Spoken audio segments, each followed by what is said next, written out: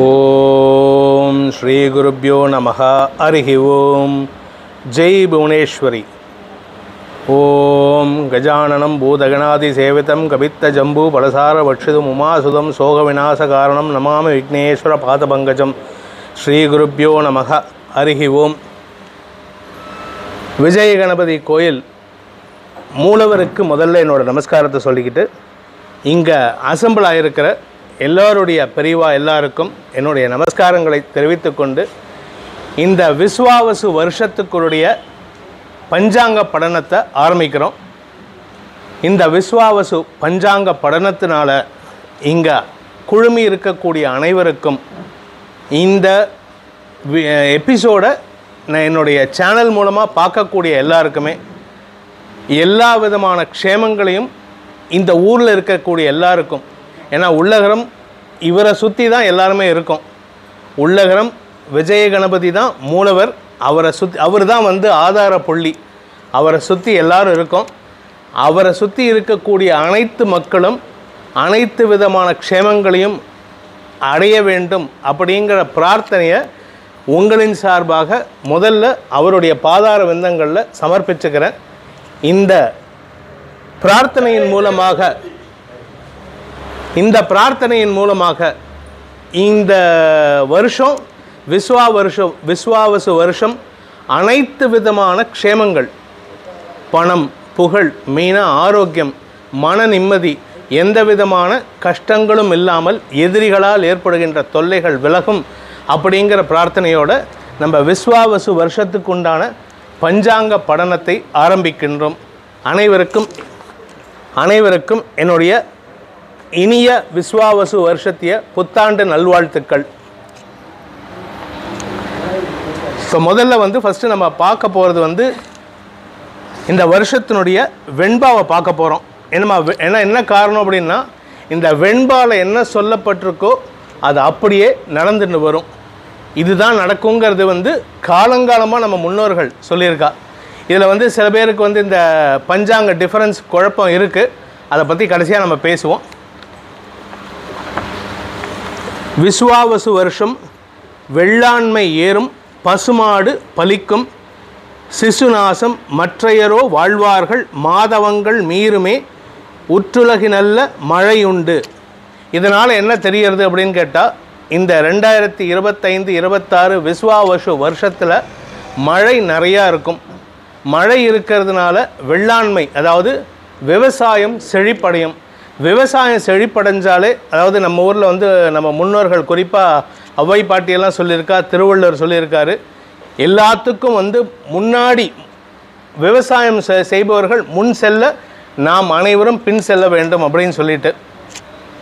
அதாவது என்ன அப்படின்னா, என்ன வேணால் இருக்கலாம். இன்றைக்கி மொபைல் ஃபோன் வந்துடுது, எல்லாமே வந்துடுது. ஆனால் எது இருந்தாலும் சாப்பாடு இல்லைன்னா நமக்கு எதுவுமே இல்லை. அந்த சாப்பாடு கொடுக்கக்கூடிய சாப்பாடை உற்பத்தி, அதாவது அரிசி பருப்பு எல்லாத்தையும் உற்பத்தி பண்ணக்கூடிய விவசாயிகள் தான் முதன்மையாக இருக்க வேண்டும். அவள் இன்றைக்கி பின்தங்கி இருக்கா.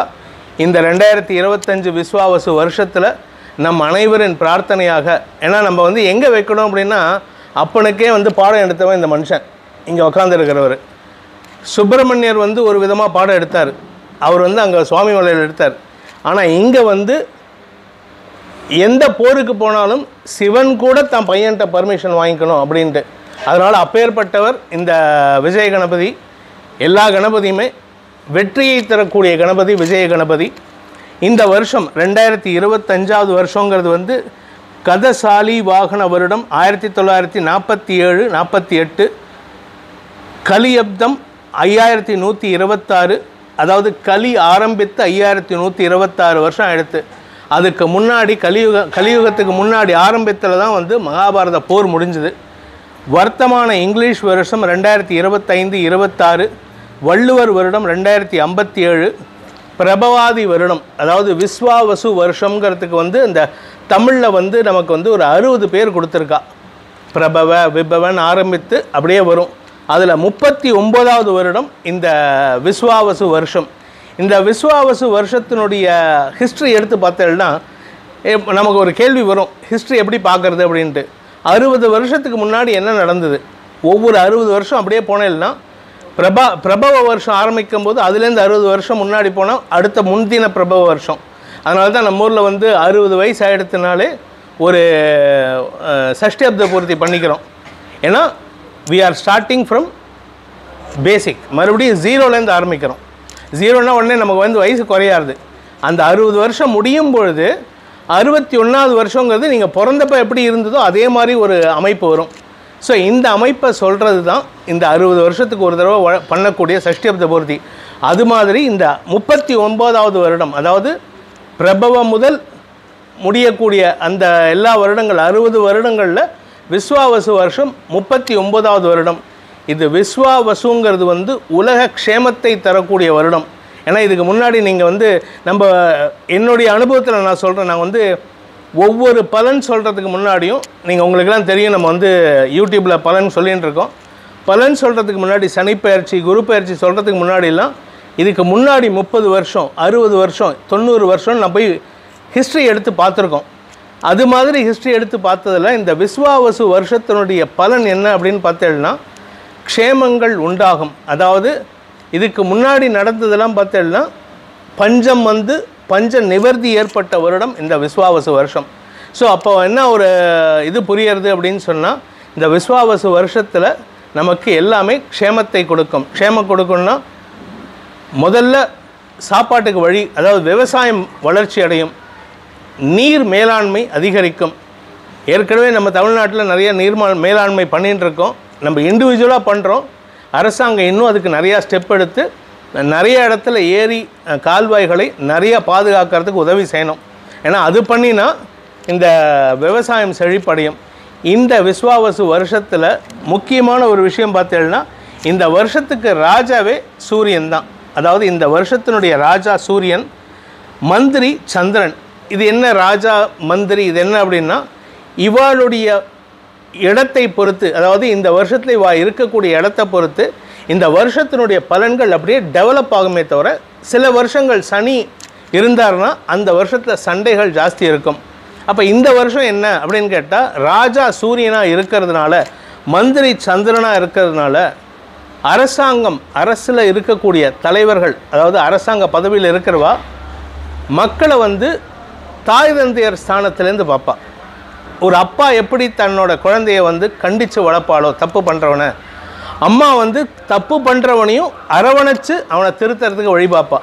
அது மாதிரி இப்போ இந்த வருஷம் வந்து நிறையா மாற்றங்கள் நிகழக்கூடிய வருடமாக இருக்கும். இந்த 2025-26 விஸ்வாவசு வருஷத்தில் அரசியல் ரீதியாக மாநில அளவிலும் சரி, மத்திய அளவிலும் சரி, உலக அளவிலும் சரி நிறையா மாற்றங்கள் வரக்கூடிய வகையில் இருக்குது. அதனால தான் இந்த ராஜா சூரியன், மந்திரி சந்திரன்னு போட்டிருக்கு. சேனாதிபதி சூரியன். ஸோ அரசனே அந்த இடத்துல அதிகாரத்தில் யாரை தட்டணும், எங்கே மிரட்டணும், யாரை திருத்தணும் எல்லாமே பண்ணுவார். அர்காதிபதி சூரியன், சஸ்யாதிபதி 6ஆம் வீட்டு அதிபதி வியாழன், தானியாதிபதி செவ்வாய். தானியாதிபதி செவ்வாய், பூமிகாரகன் செவ்வாய். பூமிகாரனே தானியாதிபதியாக இருக்கிறதுனா அப்போ பூமியிலேருந்து என்னெல்லாம் கொடுக்க முடியுமோ அதெல்லாம் நமக்கு கிடைக்கும். உங்கள் யாராவது வீடு கட்டுறதுனா வீடு நீங்கள் வந்து பூமி பூஜை போடும்போது அதில் பேஸ்மெண்ட் போடும்போது புதையல் கிடைக்கிறதுக்கு கூட வாய்ப்பு இருக்குது. ஸோ யாருக்கு லக் இருக்கோ அனுபவிச்சுக்கோங்க. வருஷ தேவதை ஹிரண்ய கர்ப்பர், பசுநாயகன் கோபாலன். இந்த வருஷத்துக்கு விந்திய பருவத்தில் தெற்கில் நீலமேகம் உற்பத்தி ஆகிறது. ஸோ அதனால் இந்த வருஷத்தில் நமக்கு மழை ஜாஸ்தி இருக்கும். மழை ஜாஸ்தி இருக்கிறதுனால கடந்த 2015 இருந்த மாதிரி மழையினால் பிரச்சனை வரக்கூடாது. அதையும் நம்ம பிரார்த்தனையாக செலுத்திப்போம். ஏன்னா இப்போ நிறையா ரோடு பெருசாக ஹைட் ஆகிடுறதுனால நிறையா வீடு கீழே போயிருக்கு. அதனால் என்ன ஆகுது, வீட்டுக்குள்ளே தண்ணி வந்து தண்ணினாலும் பிரச்சனை வருது.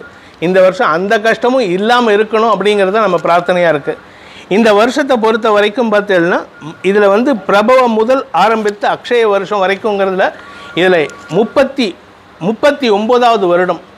அதாவது டோட்டல் இது வந்து நிறையா விஷயங்கள் இருக்குது. நியூமராலஜி பார்த்தேன்னு வச்சுக்கோங்க, 39ங்கிறது வந்து 3ஆம் நம்பர் டோட்டல் வருது.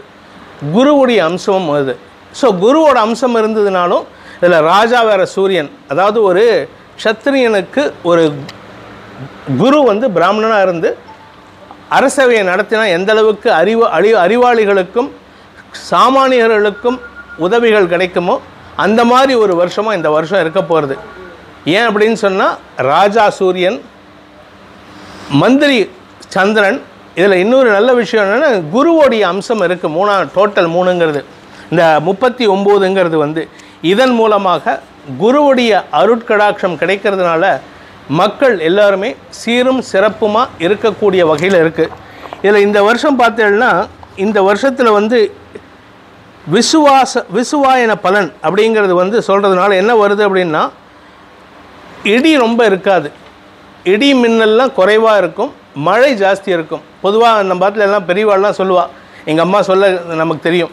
அதாவது என்னென்னா இடி மின்னல் வந்ததுன்னா மழை போயிடும், காற்றடிச்சா மழை நவுந்து போயிடும் அப்படின்ட்டு. இந்த வருஷம் இடி மின்னல் குறைவாக இருக்கும், காற்று மிதமாக இருக்கும். எப்போ காற்றடிக்கணுமோ அப்போ காற்றடிக்கும். மழை பெய்யும் போது காற்றடிக்காது, காற்றடிக்கும் போது மழை பெய்யாதுங்கும் போது இப்போ காற்று வந்து கம்மியாக இருக்கிறதுனால உங்களுக்கு வந்து குளிர்ச்சியும் இருக்கும், மழையும் இருக்கும், அதனால் கஷ்டங்கள் இருக்காது அப்படிங்கிறது. அதே மாதிரி இந்த வருஷத்தை பொறுத்த வரைக்கும் பார்த்தீங்கன்னா இந்த வருஷத்தில் வந்து ஆரம்பத்திலே ஒரு சுப விஷயம் நடக்க போகிறது. ஏன்னா மே 14ஆம் தேதி பயிற்சிகள் பார்த்தீங்கன்னா குரு பயிற்சி நடக்கிறது. அடுத்தது வந்து ராகு கேது பயிற்சி நடக்கிறது. இந்த 2025-26 விஸ்வாவசு வருஷத்தில் குரு அண்ட் ராகு கேது பயிற்சி இந்த வருஷம் ரொம்ப சூப்பராக இருக்குங்கிறதுக்கு அந்த 2 பயிற்சியும் ரொம்ப அமோகமான பலன்கள் தரக்கூடிய வகையில் இருக்குது. அதே சமயம் பார்த்தீங்கன்னா இந்த வருஷத்தை பொறுத்த வரைக்கும் விஸ்வாவசு வருஷத்தை பொறுத்த வரைக்கும் உலக அளவில் குருமார்கள் கொஞ்சம் மரியாதை கிடைக்க, சில இடத்துல கொஞ்சம் அவமானமும் நடக்கும், சில இடத்துல வந்து குருமார்களுக்கு மரியாதை கிடைக்கிறதுக்கெல்லாம் வாய்ப்பு இருக்குது. குருமார்கள் அப்படின்னு சொன்னால் நம்ம இப்போ வந்து பாரத தேசனுடைய பிரதமருக்கு வந்து லோக குருங்கிற ஒரு பட்டத்தை கொடுத்துருக்கா. கிட்டத்தட்ட அவர் அப்படி தான் இருக்கார். அந்த பட்டம் அவருக்கு மட்டும் இல்லாமல் நம்ம பாரத தேசத்துக்கே கிடைக்கிறதுக்கு வாய்ப்பு இருக்குது. சில இடங்களில் மட்டும் குருமார்களுக்கு கொஞ்சம் அவமரியாதைகள் ஏற்படுறதுக்கு வாய்ப்பு இருக்கிறதுனால நாம் கொஞ்சம் அதுக்கெல்லாம் மனசை தயார்படுத்தி, ஏன்னா நல்லதையும் சொல்லும்போது சில வரக்கூடிய உடம்பு படுத்தும் அப்படிங்கிறதையும் நம்ம சொல்ல வேண்டியது நம்மளுடைய கடமை. இந்த வருஷத்தை பொறுத்த வரைக்கும் பார்த்தீங்கன்னா முக்கியமான ஒரு விஷயம், இந்த வருஷம் ஆரம்பமே வந்து விசேஷமான நாளாக இருக்குது. நான் அந்த பஞ்சாங்கத்தை முதல்ல படிக்கிறேன். ஏன்னா இதை படிக்கிறதுனால என்ன க்ஷேமம் உண்டாகும் அப்படின்னு கேட்டேன்னா, உங்கள் ஆற்றுல வந்து நித்தியம் லக்ஷ்மி வாசம் பண்ணுறதுக்கு உண்டான ஒரு வழி. நம்ம எல்லோரும் என்ன பண்ணுறோம், லலிதா சஹஸ்ரநாமம் படிக்கிறோம், விஷ்ணு சஹஸ்ரநாமம் படிக்கிறோம். மாமா வந்து விஷ்ணு சஹஸ்ரநாமத்தை நிறைய கிளாஸ் எடுத்திருக்கார், நானே பார்த்துருக்கேன். அதே மாதிரி இந்த கனகதாரா ஸ்தோத்திரம்லாம் படிச்சுன்னு வரோம், வேதங்கள் நிறையா சொல்கிறோம். ஆனால் அந்த காலத்தில் நம்ம முன்னோர்கள் என்ன பண்ணியிருக்காங்கன்னா ஒரு சிம்பிளான ஒரு வழியை கொடுத்துருக்கா. என்ன அப்படின்னா, இந்த பஞ்சாங்கத்தை டெய்லி படிச்சுட்டு வந்தாலே போதும். இந்த பஞ்சாங்கத்தில் இருக்கக்கூடிய பஞ்ச அங்கங்கள் திதி, வாரம், நட்சத்திரம், கரணம், யோகம், இதை 5ஐயும் டெய்லி படிச்சுட்டு வந்தேன்னா இந்த 9 கிரகங்களும் உங்களை எதுவும் பண்ணாது. அதுக்கு லைவ் எக்ஸாம்பிள் நான் இருக்கேன். ஏன்னா வந்து நம்மளை பொறுத்த வரைக்கும் ஏதாவது ஒரு இது சொன்னோன்னா அதுக்கு எக்ஸாம்பிள் கேட்பா. ஏன்னா நம்ம எல்லாமே அறிவாளிகள் ஆகிட்டோம்ல. அதனால் நம்ம கேட்குறது வந்து நீ சொல்கிற இதுக்கு என்ன அத்தாட்சி, ஆனானப்பட்ட காஞ்சி மகானுக்கே வந்து கேள்விகள் கேட்ட உலகம் இது. ஸோ அப்போ நம்ம என்ன பண்ணணும்னா நம்ம லைவ் எக்ஸாம்பிள் சொல்லணும். என்னுடைய பர்சனல் எக்ஸாம்பிள், நான் எப்போ ஜோசியம் சொல்ல ஆரம்பித்து இந்த பஞ்சாங்கத்தை படிக்க ஆரம்பிச்சனோ, எங்கள் அம்மா கூட கேட்பேன், நீ என்ன படிக்கிறதே இல்லை, என்ன பண்ணி டெய்லி காலத்தில் என்னோட முதல் வேலையே இந்த பஞ்சாங்கம் படிக்கிறது தான். ஏன்னா டெய்லி நித்திய பலன் ரெக்கார்ட் பண்ணும்போதே இந்த பஞ்சாங்கத்தை படிச்சுட்டு தான் என்னோடய வேலை நடக்கும். ஸோ அப்போ என்ன ஆகும்னா இந்த பஞ்சாங்கத்தை படிக்கும் பொழுது கரணத்தை படிப்பதன் மூலமாகவும் யோகத்தை படிப்பதன் மூலமாகவும் நம்ம நினச்சிக்கிறோம் யோகம்னா சித்த யோகம், அமிர்த யோகம், மரண யோகம் நினச்சிக்கிறோம். ஆனால் அது கிடையாது. அதை வந்து கேட்டகரி 3 கேட்டகரியாக பிரிச்சிருக்கா. அதில் 27 யோகங்கள் இருக்குது, 11 கரணங்கள் இருக்குது அப்படின்ட்டு. இந்த கரணங்களை வச்சு தான் நம்ம பிறக்கும் போதே பார்த்தோம்னா உங்கள் ஜாதகத்தில் எழுதியிருப்பா தைத்துளை கரணம், இந்த மாதிரி வணிஜை கரணம்னு. இது உங்களுடைய கேரக்டரை, உங்கள் வாழ்க்கையை ஃபிக்ஸ் பண்ணும். நம்ம வாழ்க்கையை ஜோசியம் தெரிஞ்சுக்கணும். அந்த காலத்துலாம் வந்து தனியாக ஜோசியர் கிடையாது. உங்கள் காலத்தில் ஒவ்வொருத்தர் வீட்டிலையும் ஜாதி மதம் இல்லாமல், ஜாதியும் கிடையாது மதமும் கிடையாது, எல்லார் வீட்டிலையுமே அந்த காலத்தில் வந்து பஞ்சாங்கம் படிச்சுட்டு இருந்தா. இப்போ கடைசியில் அது வந்து ஒரு செட்டுக்காக போயிடுது. பிராமணன்லேயே ஒரு செட்டு தான் படிக்கிறோம். சில பேர் வந்து ஃபாரின் போய்ட்டு அதுவும் படிக்கிறது இல்லை. ஸோ இப்போது நம்ம முதல்ல ஏன்னா நேரம் நல்லா இருக்குங்கிறதுனால ஃபஸ்ட்டு நம்ம பஞ்சாங்கத்தை படித்து விட்டு அதுக்கப்புறமா இந்த வருஷம் எப்படி இருக்குங்கிற பலன்களை நம்ம சொல்ல போகிறோம். விஸ்வாவசு வருடம் சித்திரை மாதம் சாலிவாகன சகாப்தம் 1947, கலியுகாந்தம் 5126, இங்கிலீஷ் 2025, பசலி 1434, கொல்லம் 1200, ஹிஜ்ரி 1446, உத்தராயண புண்ணியகாலம், வசந்த ருது, சைத்திர மாதம், சைத்திரம் வைகாசம், அதாவது இந்த சித்திரை மாதத்துக்கு வந்து சைத்திரம்னு பேர்.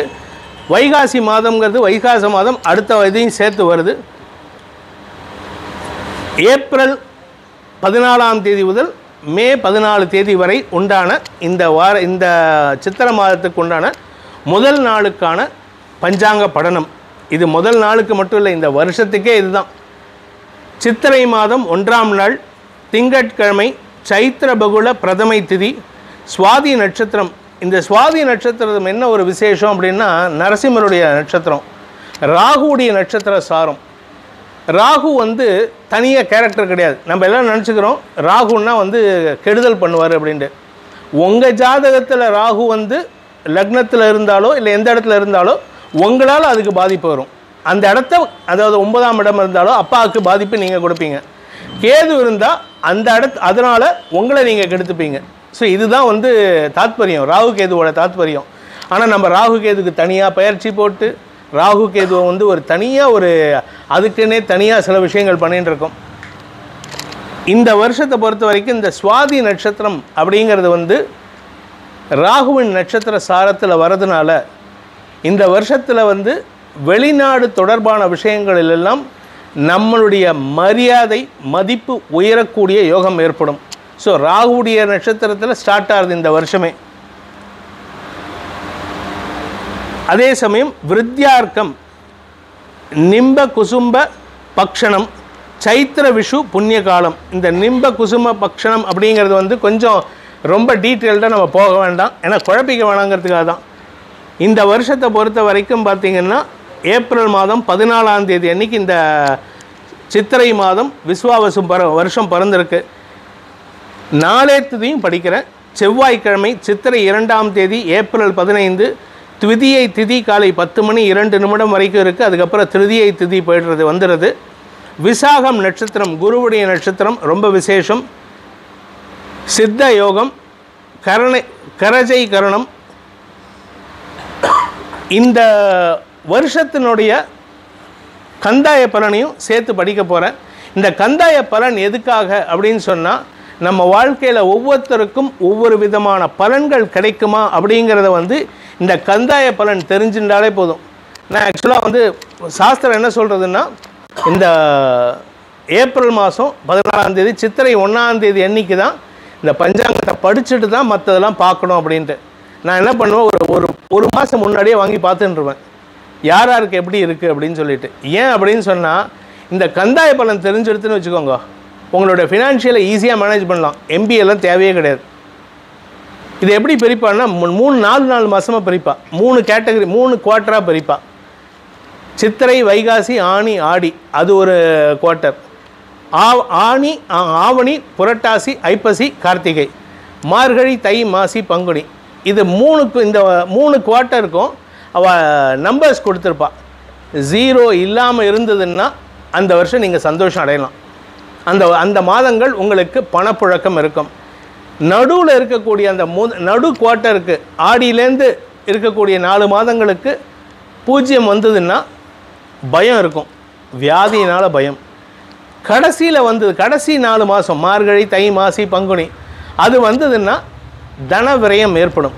ஸோ அதை வந்து இதில் நமக்கு முன்னோர்கள் நிறைய சொல்லி கொடுத்துருக்கா. நம்ம எதையுமே விட்டுட்டோம், எல்லாத்தையுமே ஃபாலோ பண்ணுறதில்ல. மாமாக்கெல்லாம் தெரியும் எப்படின்னா, செலவை கூட நல்ல செலவாக மாற்றிக்கணும்.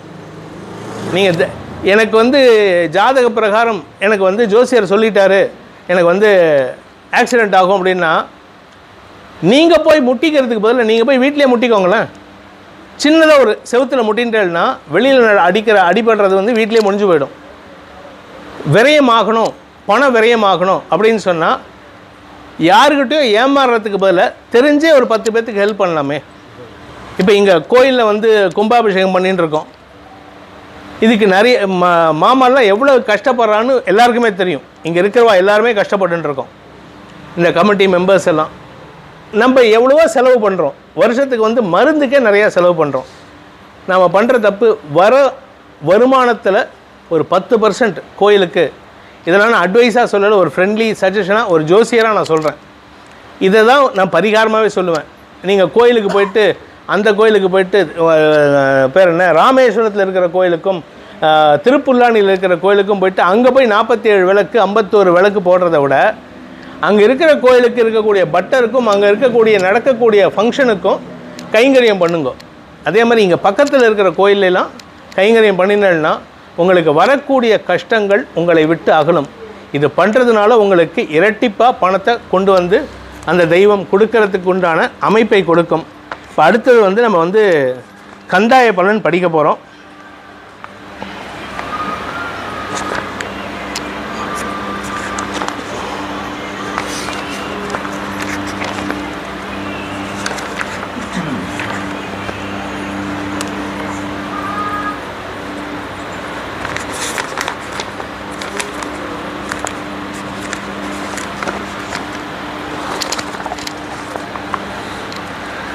அதுக்கு முன்னாடி இந்த வருஷத்தில் வரக்கூடிய கிரகணங்களை பற்றி தெரியணும். ஏன்னா முதல்ல நமக்கு வந்து கிரகணங்கள் தெரிஞ்சதுன்னா அதுக்கேற்ற மாதிரி நிறையா விஷயங்களை நம்ம மாற்றி அமைச்சுக்கலாம். நிறைய பேர் இந்த பூஜைகள் எடுத்துக்கணும் ஆசைப்படுறவா, மந்திர ஜபம் எடுக்கணும்னு ஆசைப்படுறவாளுக்கெல்லாம் இந்த கிரகணங்களில் அந்த மந்திர ஜபத்தை எடுத்துட்டா அதனுடைய பலன் வந்து வீரியம் வந்து ஆயிரக்கணக்கில் இருக்கும். நீங்கள் 10 நாளில் பண்ண வேண்டிய விஷயத்தை இல்லை 10 வருஷம் பண்ண வேண்டிய ஒரு விஷயத்தை, ஒரு ஜபத்தை அந்த ஒரு நாள்லேயே கிடைக்கக்கூடிய வகையில் இருக்குது. ஸோ அந்த கிரகணங்கள் இந்த வருஷத்துக்கு உண்டான கிரகணங்கள்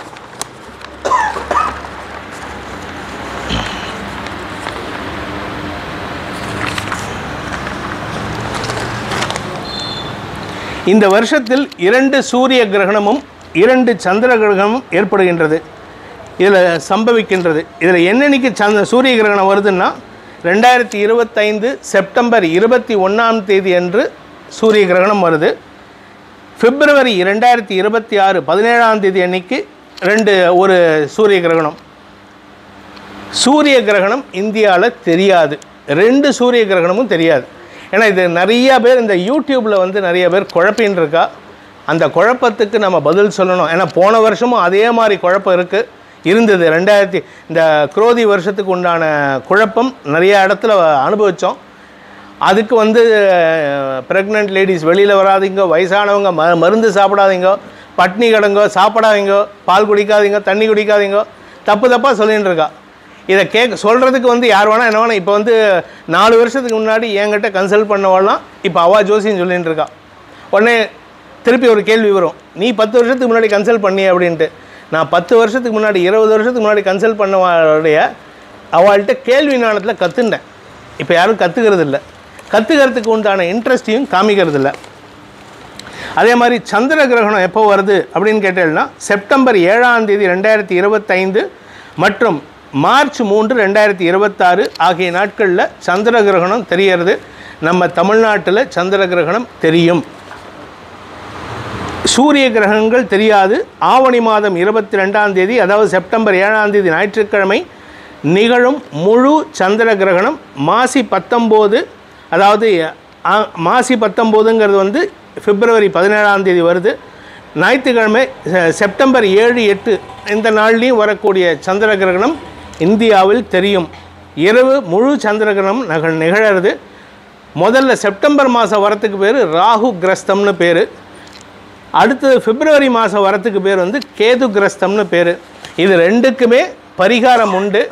நான் இப்போ அதை பற்றி இந்த பரிகாரத்தை பற்றி சொல்லலை. ஏன்னா பரிகாரத்தை சொன்னோன்னா உடனே அதுக்கு வந்து ஒரு குழப்பத்தை ஏற்படுத்திக்கிறான். இந்த நட்சத்திரத்தில் வருதுன்னா அந்த நட்சத்திரத்துக்காரா பயந்துண்டு அவஸ்தைப்பட்டு அதுக்கு ஒரு 10 கோயிலுக்கு போகிறேன். கோயிலுக்கு போகிறதுங்கிறது வந்து அங்கே இருக்கக்கூடிய இப்போ இந்த கோயிலுக்கு வரலைன்னா இந்த கோயிலில் இருக்கக்கூடிய பாசிட்டிவ் எனர்ஜி, அவர்கிட்ட இருக்கக்கூடிய பாசிட்டிவ் எனர்ஜியை எடுத்துன்னு போகணும். போகிற போக்க பார்த்தா நம்மக்கிட்ட இருக்கிற நெகட்டிவ் எனர்ஜிலாம் இங்கே கொடுத்து அவர் நெகட்டிவ் ஆகிடுறாரு. நம்ம அந்த லெவலுக்கு போயின்னு இருக்கோம். ஸோ அதை மாற்றணும் அப்படிங்கிறதுனா என்ன பண்ணோம் அப்படின்னா, நீங்கள் கோயிலுக்கு போகிறீங்கன்னா அங்கே போயிட்டு, இப்போ இங்கே இந்த கோயிலில் நம்ம இதில் வந்து ஞாயிற்றுக்கிழமை அன்றைக்கி இந்த இதெல்லாம் நடக்கிறது, பாராயணம்லாம் நடக்கிறதுன்னு நினைக்கிறேன். அந்த மாதிரி பாராயணத்தில் கலந்துக்கணும். அங்கே உக்காந்துன்னு அந்த பாராயணத்தை பண்ணணும். லலிதா சஹஸ்ரநாமம், விஷ்ணு சஹஸ்ரநாமம், துர்கா சப்தஸ்லோகி, என்னென்ன பாராயணங்கள் இருக்கோ அத்தனையிலையும் பங்கெடுத்துக்கிறதன் மூலமாக அந்த அங்கே இருக்கக்கூடிய அந்த மூலவருக்கு வந்து எனர்ஜைஸ் கொடுக்குறோம். மூலவருக்கு சக்தி எங்கேருந்து வருதுன்னா, வெறும் அந்த அவரை மூலவரை பிரதிஷ்டை பண்ணால் மட்டும் வராது. அந்த மூலவர்கிட்ட வந்து நம்ம மந்திரங்களை சொல்லணும், வேத மந்திரங்களையும் சொல்லணும். இந்த மாதிரி இப்போ நம்ம லலிதா சஹஸ்ரநாமம் போன்ற ஸ்லோகங்களையும் சொல்லுவதன் மூலமாக அந்த மூலவருக்கு மேலும் மேலும் மேலும் மேலும் அந்த பலம் அதிகரிக்கும். அப்போ என்ன ஆகும்னா, உங்களுக்கு உள்ளே வரும்போதே உங்கள்கிட்ட இருக்கக்கூடிய நெகட்டிவ் எனர்ஜி ஓடி போயிடும். அப்போ என்ன ஆகும், உங்களுக்கு உங்கள் மனசில் வந்து ஏதோ ஒரு பாசிட்டிவ் தோணும். ஓ, இங்கே வந்தால் நல்லது நடக்குதா. இப்போ இன்றைக்கும் வந்து விஜய் கணபதிக்கு என்ன ஒரு பெருமை அப்படின்னு சொன்னால், இங்கே வந்தால் விசா அப்ரூவ் ஆகிடும். உலகத்திலே இந்தியாவில் உஜ்ஜயினுக்கு அப்புறம் இங்கே தான் நம்ம கோயிலில் மட்டும்தான் அந்த அரச மரம் இருக்குது. இந்த மாதிரி விசேஷங்கள் நிறைந்த இடத்துல வரும்பொழுது நமக்கும் உடம்பில் அந்த உத்வேகம் வரும், நெகட்டிவ் எனர்ஜி நம்மளை விட்டு போகும். அதனால் இந்த வருஷத்துக்கு உண்டான இந்த ஆவணி மாதத்தில் வரக்கூடிய சந்திர கிரகணம் என்றைக்கு ஆரம்பிக்கிறது அப்படின்னா, எத்தனை மணிக்குன்னா இரவு 9:57 அதாவது ஞாயிற்றுக்கிழமை செப்டம்பர் 7ஆம் தேதி ராத்திரி 8ஆம் தேதி விடியற்காலை வரை, 7ஆம் தேதி ராத்திரி 9:57 ஆரம்பித்து 8ஆம் தேதி விடியற்காலை 1:25 வரைக்கும் இருக்குது. அது முழு சந்திர கிரகணம் இங்கே சென்னையில் உள்ளகரத்தில் தமிழ்நாட்டுக்குள்ளே முழுசாக தெரியும். அடுத்தது பார்த்தீங்கன்னா 2வது மாசி மாதம் செவ்வாய்க்கிழமை, அதாவது மார்ச் 3ஆம் தேதி கிரஸ்தோதய சந்திர கிரகணம், அதாவது கேது கிரஸ்தம்னு சொல்லுவா. தூம்ரவர்ணம், ஈசான்யத்தில் ஸ்பர்ஷம். இது என்றைக்கு ஆரம்பிக்கிறது அப்படின்னு கேட்டால், மார்ச் 3ஆம் தேதி பகல் 3:20 பகல்னா மத்தியானம் 3:20 ஆரம்பித்து சாயந்தரம் 6:47 சந்திர கிரகணம் விடுறது. அதுக்கப்புறமா தான் சமைச்சு சாப்பாடெல்லாம் இருக்குது. ஸோ அதெல்லாம் அப்போதைக்கு இங்கே இருக்கக்கூடிய நம்ம கோயில் மாமாகிட்டையோ இல்லை என்னையோ தொடர்பு கொண்டு கேட்டு தெரிஞ்சுக்கலாம். இந்த வருஷத்தில் வரக்கூடிய இந்த வருஷத்துக்கு உண்டான கந்தாய பலனை நம்ம படிக்க போகிறோம்.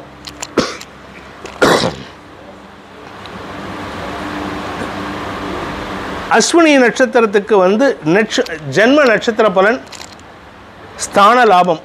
உங்களுக்கு அஸ்வினியில், அதாவது மேஷ ராசிக்கு அஸ்வினி, பரணி, கார்த்திகை 1ஆம் பாதம், இந்த 3 நட்சத்திரக்காரர்களுக்கு விரைய சனி ஆரம்பம்ன்ட்டு நிறைய பேர் பயந்துன்னு இருக்கா. ஆனால் சனி எதிரியோட வீட்டில் இருக்கார், நீச்சத்துக்கு பக்கத்தில் இருக்கார்.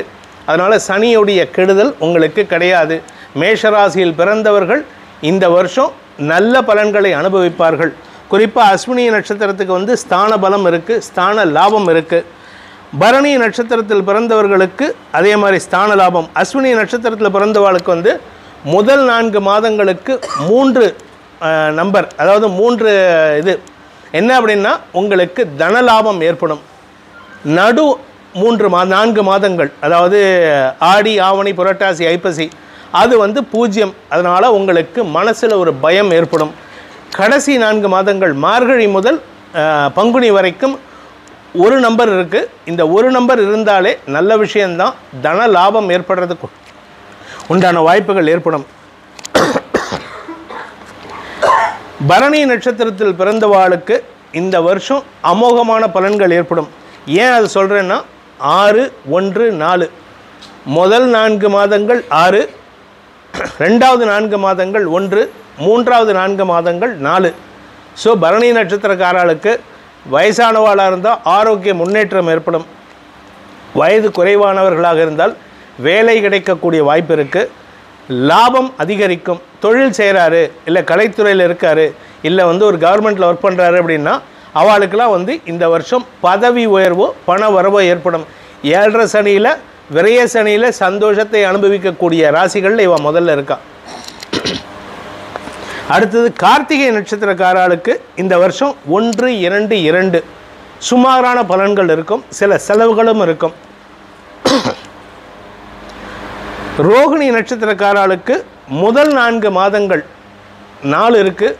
அதுக்கப்புறம் 0-0ன்னு இருந்தாலும் சனி லாபத்தில் இருக்கிறதுனால இந்த வருஷத்தில் பெருசாக நஷ்டம் இருக்காது, ஆரோக்கியத்திலும் பாதிப்புகள் இருக்காது. பட் வண்டி வாகனத்தில் செல்லும் பொழுது நிதானத்தை கடைபிடிப்பது நல்லது.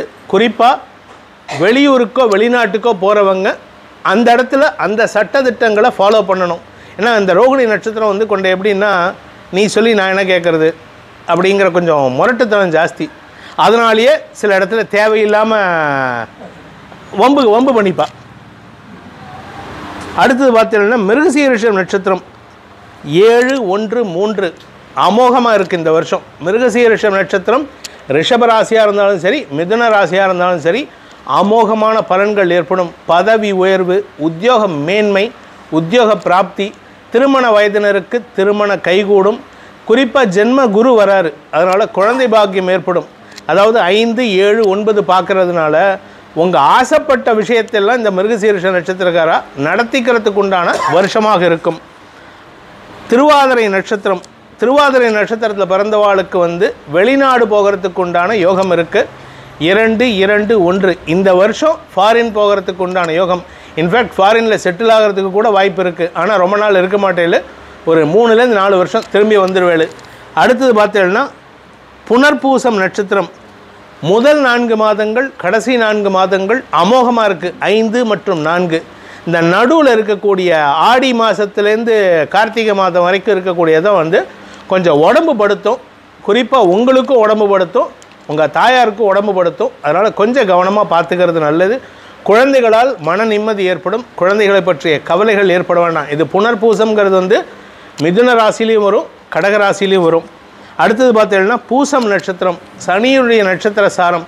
சனியை பொறுத்த வரைக்கும் இவாளுக்கு எந்த கெடுதலையுமே பண்ண மாட்டார். பூச நட்சத்திரம் கடகராசிலேயே வந்து அஷ்டம சனி முடிஞ்சது, இப்போ முடிஞ்சிருது. அஷ்டம சனியில் கூட இவள் வந்து ரொம்ப பெருசாக கஷ்டப்பட்டிருக்க மாட்டாள். இந்த பூசத்துக்கு வந்து 0, 1, 2 ஸோ முதல் 4 மாதங்கள் நீங்கள் வேறு என்ன கிரவுண்ட் ஃப்ளோரில் இருப்பேள். அடுத்த 4 மாதங்கள் ஃபஸ்ட்டு ஃப்ளோரு, அதுக்கப்புறம் வந்து 12வது மாடி. ராஜ வாழ்க்கை இருக்கக்கூடிய ஆண்டாக இருக்கும். அடுத்தது பார்த்தீங்கன்னா இந்த கடகராசியில் வந்து ஆயில்ய நட்சத்திரம். ஆயில்ய நட்சத்திரத்துக்கு நம்ம என்ன நினச்சிக்கிறோம், ஆயில்ய நட்சத்திரம்னா வந்து மாமியாருக்கு ஆகாது, மாமனாருக்கு ஆகாது அப்படின்ட்டு. அப்படி கிடையாது. மாமனாருடைய எதிரிகள் காணாமல் போவார்கள். நம்மளா ஒரு தப்பான அர்த்தத்தை புரிஞ்சுட்டு அதை வந்து ஜோசியர் சொல்லிட்டாரு ஆயில்யமாக வேண்டாம். எனக்கு தெரிஞ்ச ஒருத்தருக்கு வந்து பையன் ஆயில்யம், அதுக்கும் வேணாம். அந்த மாதிரி ஆயில்ய நட்சத்திரம், மூல நட்சத்திரம் அதெல்லாம் கிடைக்கிறது கஷ்டம். ஆனால் நம்ம தப்பாக புரிஞ்சுட்டு மூலமாக எனக்கு வேண்டாம், ஆண் மூலமும் வேண்டாம், பெண் மூலமும் வேணாங்க. அது பெண் மூலம் கிடையாது, பின் மூலம். பின் மூலம் அப்படிங்கிறது வந்து 4ஆம் பாதத்தில் பிறந்தவாளுக்கு வந்து எதிரிகளை நிர்மூலம் பண்ணக்கூடிய ஆற்றல் ஏற்படும். அதை நம்ம என்ன நினச்சிக்கிறோம், பின் மூலமாக மாமியாருக்காக அது என் குடும்பமே போயிடும். அப்படி கிடையாது. லைவ் எக்ஸாம்பிள் எங்கள் பாட்டி இருக்கா. எங்கள் பாட்டி பூராட நட்சத்திரம். எனக்கு தெரிஞ்சவா வந்து மூல நட்சத்திரம்.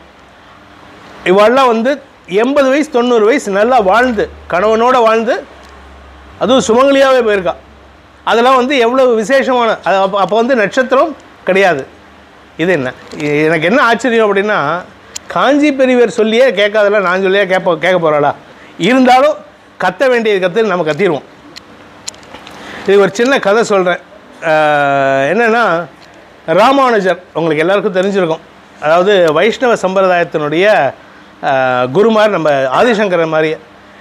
ராமானுஜர்கிட்ட வந்து அந்த மந்திரத்தை சொல்லி கொடுத்தார் அவருடைய குரு. அதாவது மோட்சம் போகிறதுக்கு இந்த மந்திரத்தை சொன்னால் நீ மோட்சம் போவ, ஆனால் இது யார்கிட்டையும் சொல்லாத அப்படின்ட்டு.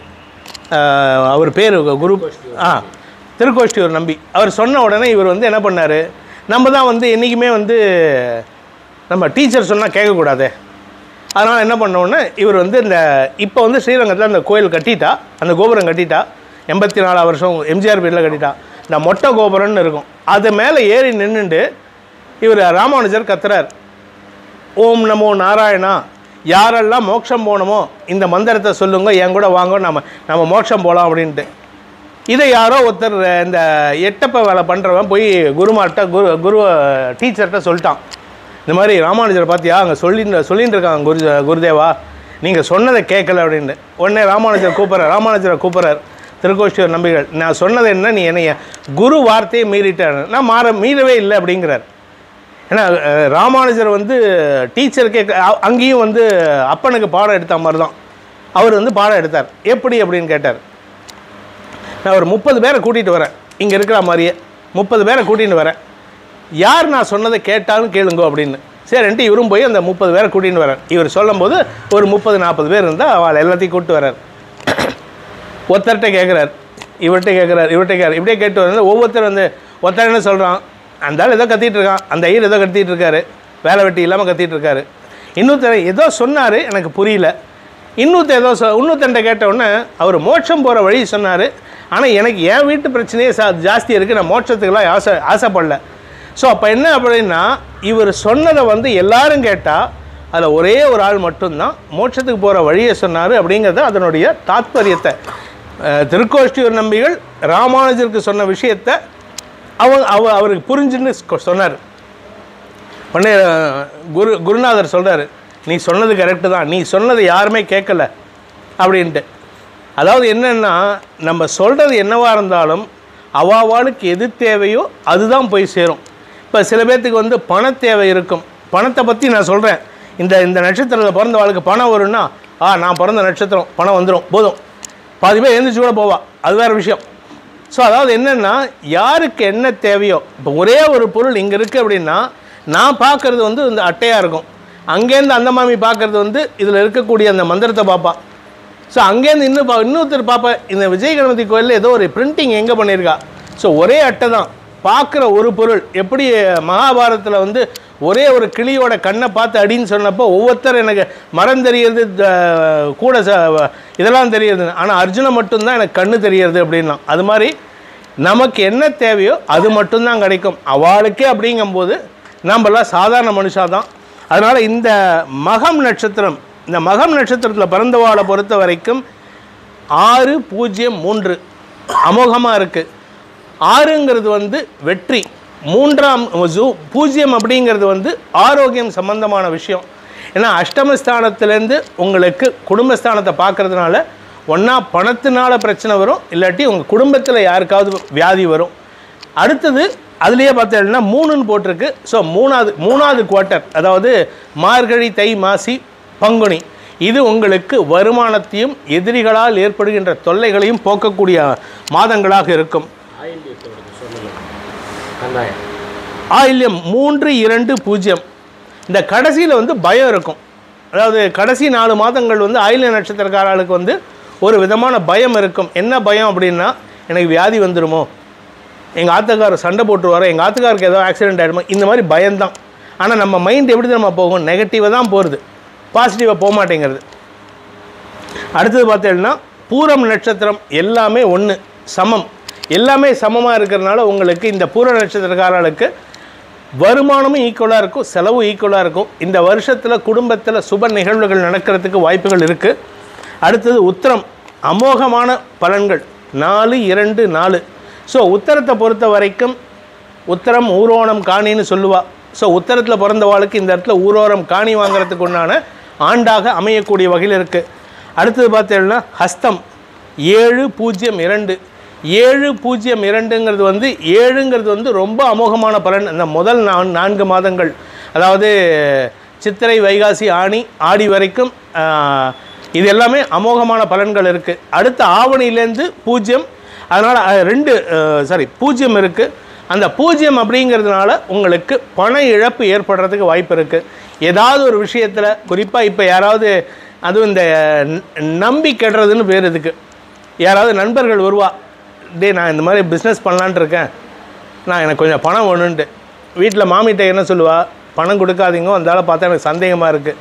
ஏன்னா லேடிஸை பொறுத்த வரைக்கும் வரப்போகிறத முன்னாடியே யோசிக்கக்கூடிய ஆற்றல் உண்டு. ஸோ நம்ம தான் கேட்க மாட்டோமே, நம்ம ஆற்றுல இருக்கிற பேச்சை கேட்டால் நம்ம நல்லா முன்னேறிடுவோமே. ஸோ அதனால் நான் போய் பணத்தை கொடுப்பேன், அந்த பணம் கடலில் போட்ட பெருங்காயமாக போயிடும்.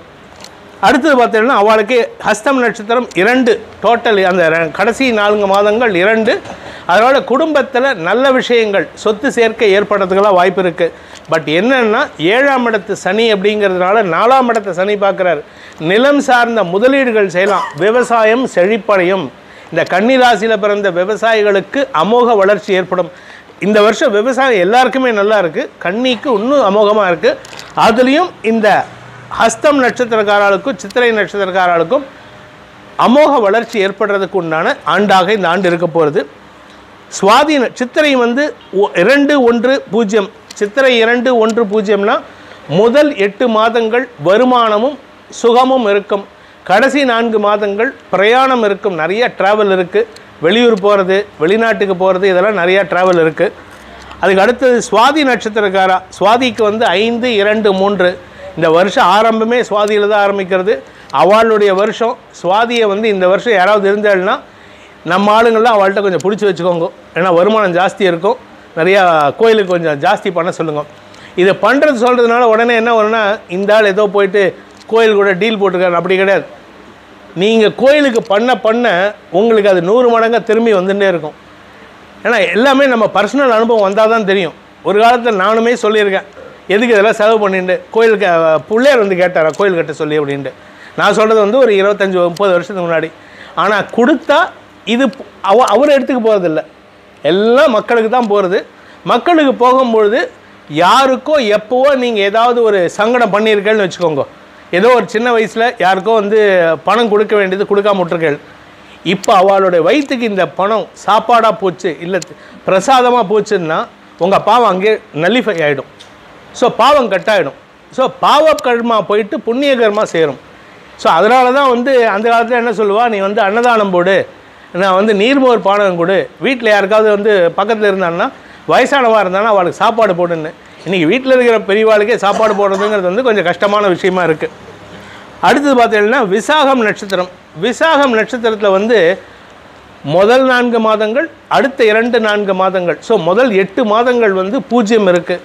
இந்த 0 எதனால் அப்படின்னு கேட்டால் வீட்டில் வந்து சொத்து சேர்க்கை ஏற்படுறதுக்காக அதிகமான முதலீடுகள் பண்ணக்கூடிய யோகம் இருக்கும். வியாதி கிடையாது. விசாகம் நட்சத்திரம் துலாம் ராசியும் சரி விருச்சிக ராசிக்கும் சரி வியாதி கிடையாது. ஆனால் பண முதலீடு செய்கிறதுனால சொத்து சேர்க்கை ஏற்படுறதுக்கு வாய்ப்புகளை தரும்.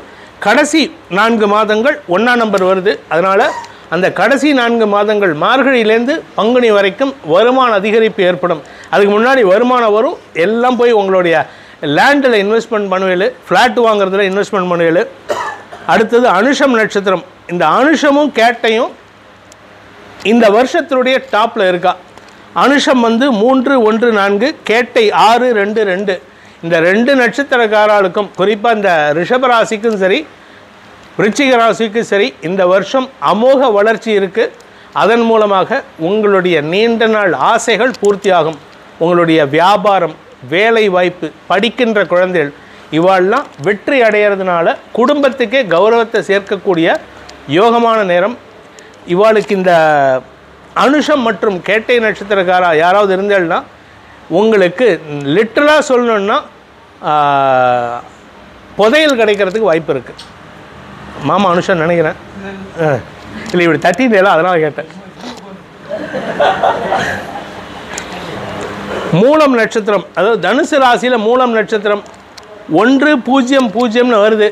இவாளுக்கு வந்து பயம் ஜாஸ்தி இந்த வருஷம். ஏன்னா 4ஆம் இடத்துல சனி இருக்கார், 7ஆம் இடத்துல குரு வந்துட்டார். அடுத்தது அஷ்டமஸ்தானத்துக்கு குரு போகிறாரு அக்டோபர் மாதம். இந்த முதல் பார்த்தேன்னா 1 இருக்குது, 1ஆம் நம்பர் இருக்குது. ஸோ சந்தோஷமாக இவள் சம்பாதிச்சிருவா, எல்லாத்தையும் வெற்றி அடைஞ்சிருவா. அதுக்கப்புறம் பயம் வந்துடும், நான் இவ்வளோ சம்பாதிச்சிருக்கேன், யாராவது என்னை பார்த்து கண்ணுபட்டுருவாளோ, யாராவது கவர்மெண்ட்டில் போட்டு கொடுத்துருவாளோ, இன்கம் டேக்ஸ்காரன் வந்துடுவானோ.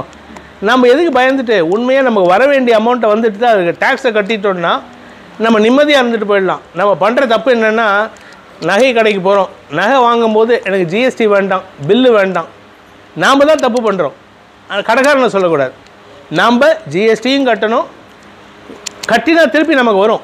இது வந்து நம்ம எப்படி புரிஞ்சுக்கிறோன்னா, கட்டினா போயிடும். கட்டினா போட்ட பந்து எப்படி திரும்பி வருமோ அது மாதிரி உங்களுக்கு அரசாங்கமும் சரி கடவுளும் சரி திருப்பி கொடுப்பான். அதனால் இந்த மூலம் நட்சத்திரக்காரா வருஷ கடைசியில் கொஞ்சம் ஆரோக்கியம்தான் சங்கடமாக இருக்கும். அதுக்கு பரிகாரத்தை செய்து கொள்வதன் மூலமாக நல்லது நடக்கும். பூராட நட்சத்திரக்காரர்களுக்கும் உத்திராட நட்சத்திரக்காரர்களுக்கும் அதே மாதிரி அனுஷம் சொன்ன மாதிரி அமோகமான ஆண்டாக இருக்கும். உழைப்பின் மூலமாக உங்களுக்கு பதவி உயர்வு, செல்வாக்கு உயர்வு. நீங்கள் உழைக்கணும், உழைச்சேல்னா நல்ல வளர்ச்சி அடையலாம்.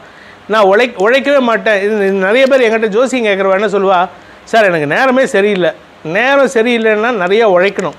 ஏன்னா சனி கஷ்டத்தை கொடுக்குறாரு அப்படின்னா அந்த கஷ்டத்தை எப்படி கொடுக்குறோன்னா உடம்புல தான் அனுபவிக்க முடியும். நம்ம உடம்புங்கிறது வந்து இட் இஸ் அ டூல். எப்படி பேனாங்கிறது ஒரு டூல் எழுதுறதுக்கு. ஆனால் எழுதுறது நாம தான். எழுதக்கூடிய விஷயம் என்னன்னு யோசிக்கிறது நாம தான். எழுதுகிற அந்த கருவி தான், அந்த டூல் தான் அது, அந்த பேனா. அது மாதிரி நம்ம உடம்பு தான் கருவி. சனியுடைய கஷ்டத்தை அனுபவிச்சிட்டோம் அப்படின்னு சொன்னால் அதனால் வரக்கூடிய தாக்கம் நமக்கு எந்த கஷ்டத்தையும் கொடுக்காது. நம்ம என்ன நினச்சிக்கிறோம், நான் வந்து எல்லா நேரம் இப்போ சனி பயிற்சியில் இந்த கோயிலில் திருநள்ளாறில் அவ்வளோ பழைய துணி தேங்கியிருக்கான். பழைய துணி கொடுக்கக்கூடாது. 7.5 சனி முடிகிற வாழ்க்கெல்லாம் குறிப்பாக மகர ராசிக்காரர்களுக்கு சொல்கிறேன், தயவு செஞ்சு நான் முன்னாடியே சொல்லிடுறேன், தயவு செஞ்சு பழைய துணியை தானம் கொடுக்காதீங்கோ. நீங்கள் யூஸ் பண்ணாமல் புதுசாக துணி வாங்கி கொடுக்கணும். இந்த தப்பை எல்லோரும் பண்ணுறோம். அங்கே திருநள்ளாறில் மூட்டை கணக்கில் பழைய துணி தேங்கின்னு இருக்குது. அதே மாதிரி தானம் கொடுக்கறது வந்து பழைய துணி கொடுக்கக்கூடாது. துணி கொடுக்க பிணி அகலும். ஆனால் அந்த பிணி அகலணுன்னா நீங்கள் யூஸ் பண்ணாத துணியும் கொடுக்கணும், யூஸ் பண்ணுற துணியும் கொடுக்கணும். நீங்கள் வந்து நல்லா அதை அடித்து அது பார்டர்லாம் நஞ்சு போயிட்டு அந்த துணியை கொண்டு போய் கொடுத்தோன்னு வச்சுக்கோங்க, அந்த நம்ம கண் எதிரிலே நம்ம மாற்ற வேலை பண்ணுற அந்த மெய்டு வந்து போயிட்டு அதை வந்து குப்பையில் போடுறான். அதுக்கப்புறம் நான் கொடுத்தேன், அவள் குப்பையில் போட்டுட்டா. இந்த குழப்பம்தான் இருக்குது. அடுத்து உத்திராடம் நட்சத்திரம் 7-2-1. இந்த 7-2-1ங்கிறது வந்து வருஷ ஆரம்பத்தில் நீண்ட நாளுக்கு பிறகு உங்களுக்கு வருமான அதிகரிப்பு ஏற்படும். அதுக்கப்புறம் 2-1ங்கிறதுனால வருமானம் வராமல் இல்லை, வருமானம் வரும். ஆனால் நிறையா செலவு இருக்குது. உங்கள் ஆற்றுல வந்து இப்போ தான் வந்து கல்யாணம் வரும். குழந்தை வந்து பொன் குழந்தையாக இருந்ததுன்னா ஏஜ் அட்டன் பண்ணுவாள். பையன் குழந்தையாக இருந்தால் இந்த பூணூல் போடுற பழக்கம் இருந்ததுன்னா அந்த கல்யாணம் வரும். இல்லையா, பையன் 12th முடிச்சிருக்கான், பொண்ணு 12th முடிச்சிருக்கா, நீட் எக்ஸாம் எழுதியிருக்கா, அதுக்கு உண்டான வெளியூரில் வேலை கிடைக்குதுன்னா அந்த ட்ராவல் எக்ஸ்பென்ஸ் தான். ஏன்னா நீட்டில் படிச்சிட்டோம் அப்படின்னா பண செலவு கம்மி, போக்குவரத்து செலவு தான் ஜாஸ்தி. அடுத்தது பார்த்தீங்கன்னா திருவோணம் நட்சத்திரம் 2-0-4. 2 மற்றும் 4 அமோகமான பலன்கள் இருக்கும். அதுவும் குறிப்பாக ஆரம்பமே குடும்பத்தில் வருமானம் அதிகரிக்கிறதுக்கு வாய்ப்பு இருக்குது. இந்த 0ங்கிறது வந்து ஒரு விதமான பயம் அல்லது எதிரிகளால் தொல்லைகள் ஏற்படும். எதிரின்னா உங்களுக்கு எதிரி யாருன்னு கேட்டால் உங்கள் வாய் தான். நீங்கள் அடுத்த வாழ்கிட்ட சண்டை போட்டு மனசில் காயத்தை ஏற்படுத்தியிருப்பீங்க. அந்த காயத்தை போக்குறதுக்கு வழி பார்த்துக்கோங்க. அடுத்தது பார்த்தீங்கன்னா அவிட்டம் நட்சத்திரம். இந்த அவிட்ட நட்சத்திரம் தவிட்டு பானையெல்லாம் பொண்ணுன்னு சொல்லுவாள். இந்த வருஷம் அப்படி இருக்க போகிறது. 5-1-2. ஸோ அவிட்ட நட்சத்திரக்காரர்களுக்கு வருமான அதிகரிப்பு ஏற்படுகின்ற ஆண்டாக இருக்கும். வருமானம் மட்டும் இல்லை, சொத்து சேர்க்கை, உங்களுக்கு வண்டி வாகன சேர்க்கையெல்லாம் ஏற்படும்.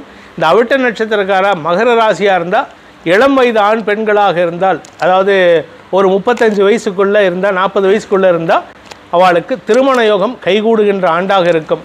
40 வயசுக்கு மேலே கல்யாணம் எடுத்து குழந்தைகள் இருக்கான்னா அந்த குழந்தைகளுக்காக சுப செலவுகள் ஏற்படும். அந்த குழந்தைகள் மூலமாக குடும்பத்துக்கு மரியாதை உயர்வு ஏற்படுறதுக்கும் சூழ்நிலைகள் சாதகமாக இருக்குது. சதயம் நட்சத்திரம் உடம்பு கொஞ்சம் படுத்தக்கூடிய நேரம், அதனால் உடம்பை மட்டும் பார்த்துக்கோங்க. 0-2-0ன்னு போட்டிருக்கு. உடனே வந்து ஐயோ ஜோசியர் சொல்லிட்டாரு எனக்கு வியாதி வந்துடும் நீங்களாக கற்பனை பண்ணிக்க வேணாம். ஏன்னா நம்ம ஊரில் வந்து கற்பனை சக்தி ஜாஸ்தி இருக்குது. நம்ம ஊரில் நிறையா பேர் வந்து இந்த ஏதோ ஒரு படத்தில் வந்து சந்தோஷ் சுப்பிரமணியம்னு படம், அதில் வந்து ஒரு பேங்க்கில் போய் லோன் என்கிட்ட வித்தியாசமான ஐடியா இருக்குன்னு அதில் அந்த மேனேஜர் போடுவார், இவ்வளோ பெருசு ஒரு பண்டில், இங்கே எல்லா ஐடியாவும் இருக்குது, ஆனால் பண்ணுறதுக்கு யாருக்கும் வந்து சோம்பேறித்தனமாக இருக்குது, யாருக்கும் வந்து இன்ட்ரெஸ்ட் இல்லை, உடல் உழைப்பு இல்லை அப்படின்னு. இந்த சதயம் நட்சத்திரக்காரா வந்து உடம்பை பார்த்துக்கணும் அப்படின்னா கடினமான உழைப்பை தர வேண்டும். நம்ம எல்லாம் நினச்சிக்கிறோம் வியாதி வந்தால் படுத்துக்கணும்னு நினைப்போம். ஆனால் இவாளை பொறுத்த வரைக்கும் சதயம் ராகுவுடைய நட்சத்திர சாரம். ராகு உங்கள் ராசிக்குள்ளே வராரு. சனியுடைய தாக்கம் உள்ளவர்கள், ஏன்னா ராசிநாதன் சனி. இந்த சனியை பொறுத்த வரைக்கும் உழைத்தால் கஷ்டங்கள் இருக்காது. அந்த காலத்தில் நீங்கள்லாம் கேள்விப்பட்டிருப்பீங்க, மாமாக்கெல்லாம் தெரிஞ்சிருக்கலாம். இந்த போஸ்ட் ஆஃபீஸில் உட்காந்து லெட்டர் எழுதி கொடுப்போம். அது என்ன வந்து வேலை வெட்டி இல்லாமல் பண்ணுவோமா? இல்லை, அதை பண்ணுறதே வந்து ஒரு சர்வீஸாக பண்ணுவோம். அந்த சர்வீஸ் எதுக்காக அப்படின்னு சொன்னால், இப்போ வந்து நிறையா உழவார பணி பண்ணுறான், அது மாதிரி ஒரு சர்வீஸ் வந்து வேறு எதுவும் கிடையாது. அந்த உழவார பணியை இந்த சதய நட்சத்திரக்காரா பண்ணினா அவளுக்கு ஆரோக்கிய நஷ்டம் இருக்காது. கடந்த பல ஜென்மங்களாக சஞ்சித கர்மா, பிராப்த கர்மா, பிராரப்த கர்மா எல்லா கர்மாவையும் போக்கக்கூடிய ஆற்றல் இந்த கோயிலுக்கு பண்ணக்கூடிய உழவார பணியின் மூலமாக சதய நட்சத்திரக்காரா முன்னேற்றத்தை அடைவார்கள். அது பண்ணலை அப்படின்னா உடம்பு கொஞ்சம் படுத்தும். அதையும் நான் சொல்லிடுறேன். பூரட்டாதி நட்சத்திரம் 303, அதாவது பூரட்டாதி நட்சத்திரம் வந்து நடு 3-4 மாதங்கள், அதாவது செகண்ட் குவார்ட்டர், அது மட்டும் கொஞ்சம் வந்து அலைச்சல் இருக்கும், உடல் சோர்வு அதிகரிக்கிறதுக்கு வாய்ப்பு இருக்குது. மற்றபடி இந்த ராசியில் பிறந்த, இந்த நட்சத்திரத்தில் பிறந்த இளம் வயது ஆண் பெண்கள் முதல் வயதானவர்கள் வரை கடினமான உழைப்பின் மூலமாக தூங்கிறதுக்கு நேரம் இருக்காது. புரட்டாதி நட்சத்திரக்காரர்களுக்கு தூங்கிறதுக்கு நேரம் இருக்காது. காத்தால 4 மணிக்கு இருந்துச்சா 12 மணி ஆகும் படுக்கிறதுக்கு. திருப்பி 4 மணிக்கு காலங்காத்தால் ஆள் வந்துடுவான். சார் உங்களை வந்து அங்கே கூப்பிட்றாங்க, நீங்கள் டாக்டராக இருந்தால் உங்கள் ஹாஸ்பிட்டலில் உங்களுக்காக வெயிட் பண்ணிகிட்டு இருக்காங்க பேஷண்ட்டுக்கு. ஸோ வருமானத்தை நீங்கள் உழைப்பின் மூலமாக வருமானத்தை அதிகப்படுத்துவதற்கு உண்டான சூழ்நிலை. எப்போ நீங்கள் ரெஸ்ட் எடுக்கலாம் அப்படின்னா 7.5 சனி முடிஞ்சதுக்கப்புறம் தான், அடுத்த 2 வருஷம் கழித்து தான் நீங்கள் ரெஸ்ட் எடுக்க முடியும். புரட்டாதி நட்சத்திரக்காரா.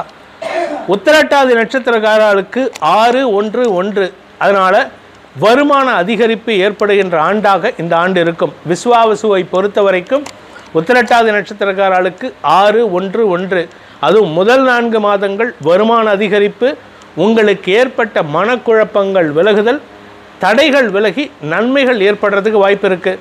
4ஆம் ராசியில் இருக்கக்கூடிய சனி 10ஆம் இடத்தை பார்க்குறாரு. வேலை இல்லாதவாளுக்கு வேலை கிடைக்கும், வேலையில் இருக்கிறவாளுக்கு டெம்பரவரியாக ரெஸ்ட் எடுக்க வேண்டிய சூழ்நிலை வரும். எனக்கு வயசாகிடுச்சே சார், நான் 75 வயசு 79 வயசு என்கிட்ட கேட்குறாரு.